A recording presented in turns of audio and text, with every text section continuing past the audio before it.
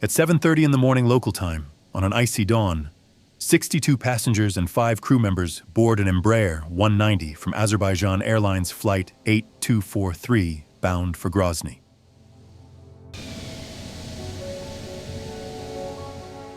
It's Christmas. The plane is already aligned with the runway, promising a brief journey across the Caucasus.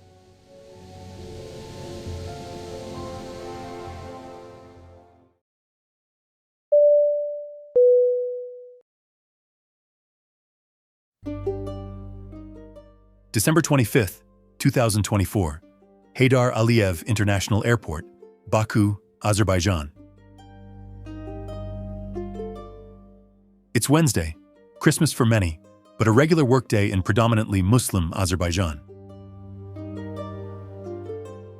Heydar Aliyev International Airport, located 20 kilometers from Baku, is operating under a cold dawn with a temperature of 5 degrees Celsius and clear skies.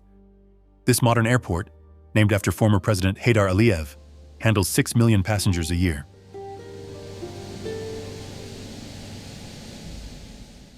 The aircraft is an Embraer 190AR, registration 4KAZ65, delivered to Azerbaijan Airlines in 2013.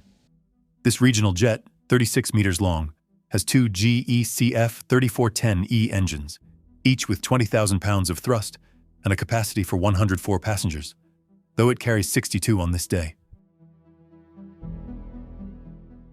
With 11 years of service and about 25,000 flight hours, its last inspection was on October 18, 2024, with no issues reported. Azerbaijan Airlines, founded in 1992 after the collapse of the USSR, is the flag carrier of Azerbaijan, based in Baku. In 2024, it operates 30 aircraft, including 8 E-190s, and flies to 40 destinations. It has a strong safety record, with no fatal accidents to date.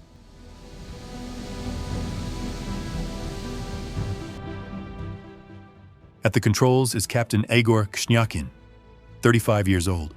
With Azerbaijan Airlines since 2015, he has 8,000 hours of experience, 4,000 of them on the E-190. Of Russian origin, he lives in Baku with his family. First Officer Alexander Kalyaninov, 28 years old, joined the airline in 2019 and has logged 3,500 total flight hours, 2,000 on this model. A graduate of the European Lyceum of Baku, he had dreamed of being a pilot since childhood.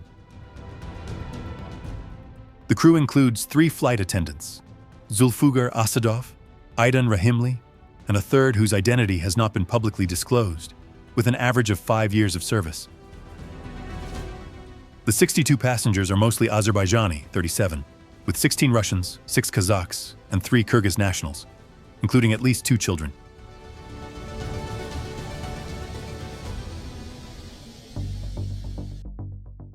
On December 25th, 2024, the North Caucasus is on edge. Since Russia's invasion of Ukraine in 2022, Ukrainian drones have attacked Chechnya, including the city of Grozny. That morning, at 07:25 local time, the Chechen Security Council reports drones over Grozny, triggering Russian air defenses. Rosaviatsia activates the Kovyor protocol, closing local airspace, although it's unclear whether this occurred before or during the flight. 800 kilometers away, Ukraine launches an attack over the Caspian Sea, near the flight path of Flight 8243.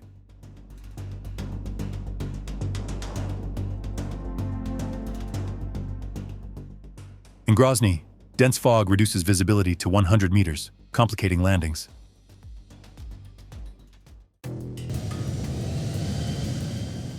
At 7:55, Flight 8243 is cleared for takeoff.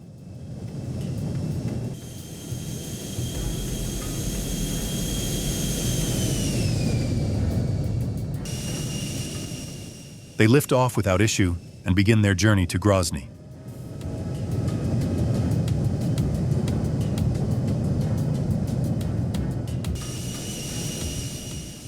The aircraft climbs to flight level 270, following the Caspian corridor toward Grozny at 410 knots, 760 kilometers per hour.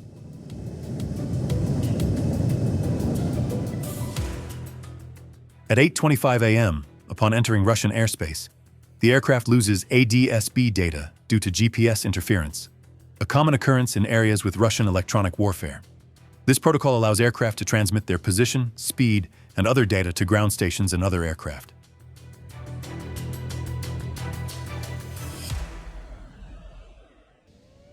The plane begins its approach to Grozny North Airport. But the pilots quickly realize that landing is impossible due to the fog, and they abort. A few minutes later, they attempt to land again, but conditions remain unchanged, and the landing is aborted once more.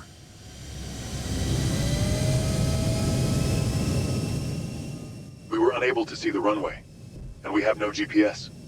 We need vectors for holding pattern. Climb to 8,000 feet, heading 360.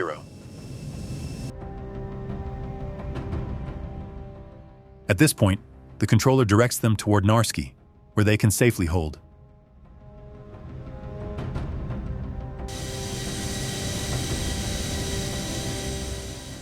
But at 8:35, the aircraft is jolted and loses control. The first officer quickly sets the transponder to code 7700, signaling a general emergency. They still don't know what happened, but they've been struck by an external impact. We're losing control of the aircraft. We've taken a hit in the cockpit. 2 minutes later, they turn toward the Caspian Sea, heading for Aktau in Kazakhstan, about 500 kilometers away, in search of an airport free of fog where they'll be allowed to land. There are closer airports, but Russia has denied them permission to land. Some airports are closed, others under military protocol. This leaves crossing the Caspian Sea toward Aktau as their best option. The plane has sustained damage to all three hydraulic systems. The ailerons, rudder, and elevators are unresponsive, and the pilots are flying the Embraer primarily using engine thrust. In this way, they manage to climb and turn toward Kazakhstan.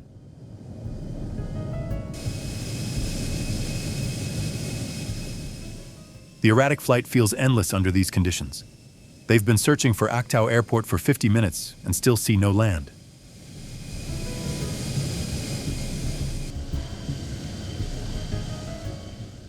Finally, 70 minutes later, they spot what appears to be the airport in the distance. The aircraft begins to descend, but something's wrong. The pilots can't align with the airport and attempt to climb again for another approach.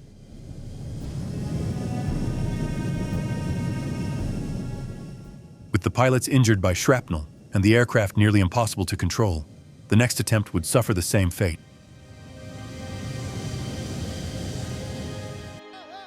At 10:28, contact was lost with the pilots of Flight 8243.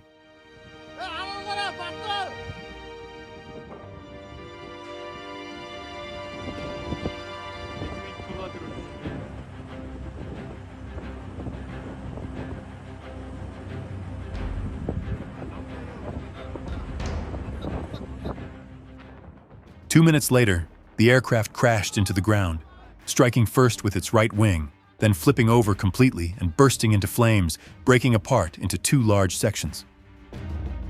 The explosion, combined with the fire that broke out after impact, destroyed the front section of the aircraft.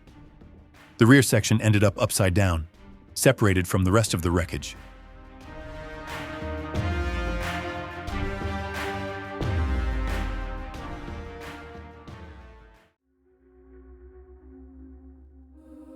And remained largely intact.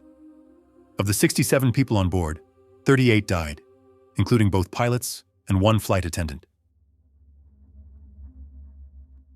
29 survived with serious injuries. At 1400 hours, Kazakhstan formed a commission led by Kanat Bozimbayev. The black boxes were recovered on December 26th and sent to Brazil on the 30th, with experts from Azerbaijan, Russia, and Turkey involved.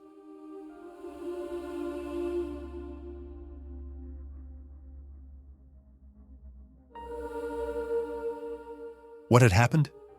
What was that external impact that crippled the aircraft?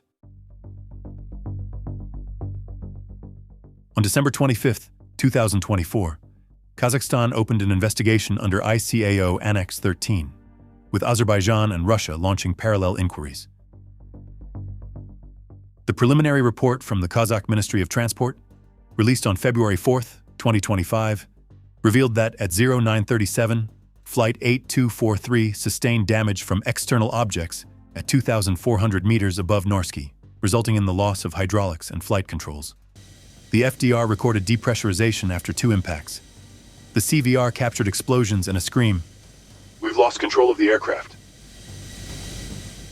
Shrapnel marks on the tail and stabilizers matched a fragmentation warhead. Azerbaijan discovered remains of a Russian Pantsir-S1 missile in the fuselage, confirmed by Turkish experts.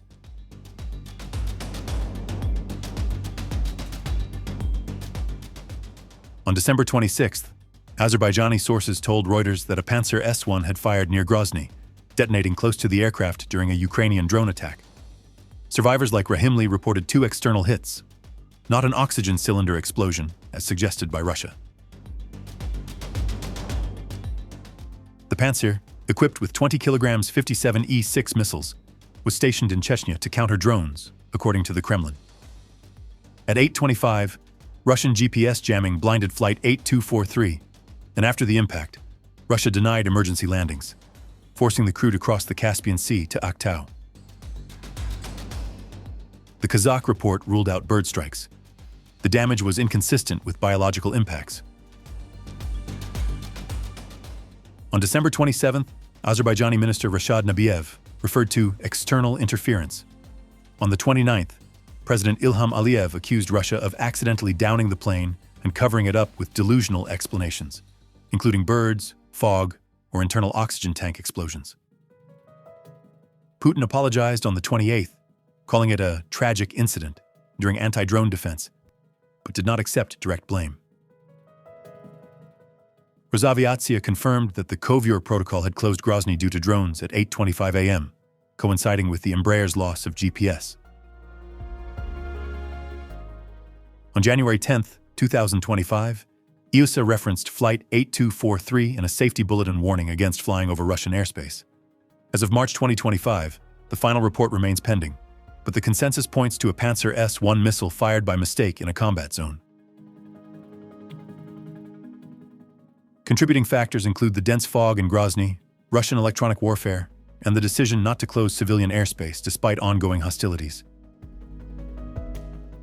The pilots, wounded and without flight controls, managed to fly nearly 500 kilometers, a heroic feat according to experts. The case has reignited debates about air safety in conflict zones, drawing comparisons to the MH17 incident in 2014. Flight 8243 sparked controversy. Russia suggested birds or fog, but experts like Richard Abulafia, Turkey Today, dismissed that theory. The damage was clearly caused by shrapnel, not birds. Ukraine claimed that Russia may have mistaken the aircraft for a drone following drone attacks over Grozny. Azerbaijan criticized Russia for denying emergency landings and for the initial cover-up. Survivors denied any internal explosions. Both Osprey Flight Solutions and Bellingcat pointed to a Pantsir-S1 missile. Some users on social media platform X speculated about a deliberate attack, but no evidence supports that theory. The Kremlin stated it would investigate, while President Aliyev demanded accountability and compensation, further straining Baku-Moscow relations.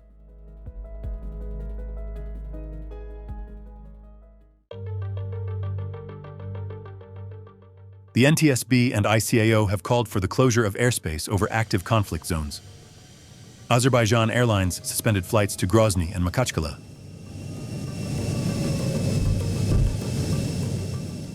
EASA reiterated its warnings about flying over Russia on January 10, 2025.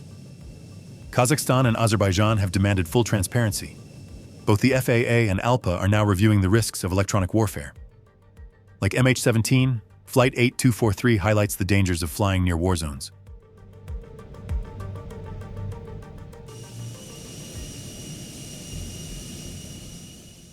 Flight 8243 was not just an accident, it was a plane caught in the middle of a war. Kshnyakin and Kalyaninov, wounded, gave their lives to save 29 people, flying the aircraft using only engine thrust. Who pays for tragedies like this? Let me know your thoughts down below in the comments.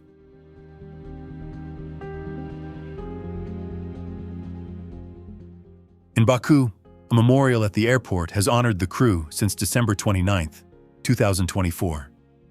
In Aktau, a plaque now marks the crash site.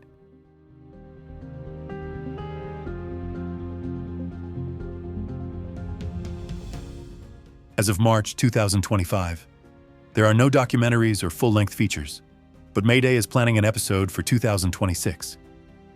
BBC and Reuters have both published extensive coverage on the case. Thank you for joining me on this journey back to December 25, 2024.